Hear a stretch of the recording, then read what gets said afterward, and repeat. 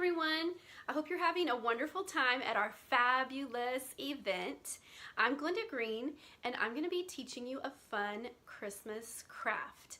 I hope this will be a fun way for you to interact with your children or your family at home.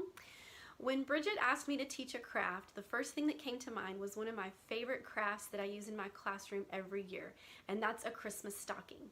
So I cannot wait to show it to you.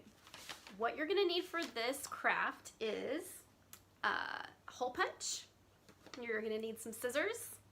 You will need some tape, some yarn. I got out green and red for Christmas. You could use any color. And then you're going to need a large brown paper bag, like from your local grocery store. You could also just use 2 sheets of large construction paper or some large cardstock. I like to use the brown paper bags. Our local Brookshire's donates these for my classroom every year. They're very sturdy, and then this also helps to teach our kids how to reuse things for our crafts. Okay, so let's start with our brown paper bag. So for time's sake, I have already done some of the steps ahead of time, and I will be showing those to you along the way. So what you're going to do first with your brown paper bag, you're going to cut down the side of the bag, and basically you're going to cut the bottom of the sack off. So you'll need to open it, cut down the side, cut the bottom off, and after you've done that, your paper bag will be one giant piece of brown paper.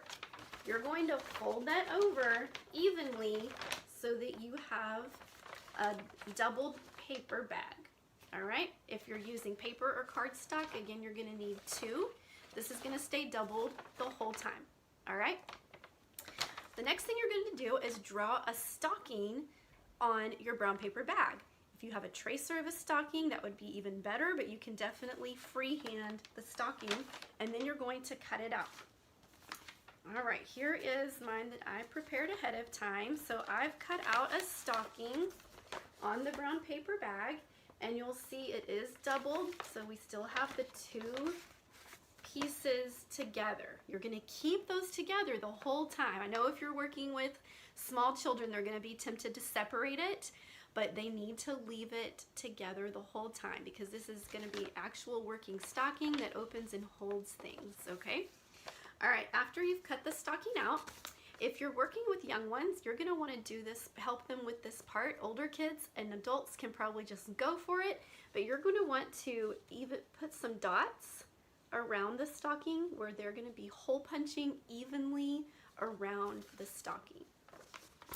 After they've punched holes, and let me just throw this in there, if you're doing this for your classroom like I am, you're gonna wanna prep this part ahead of time.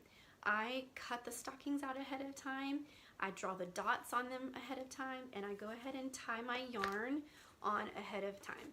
I do not punch the holes for them except for this one hole to start the yarn.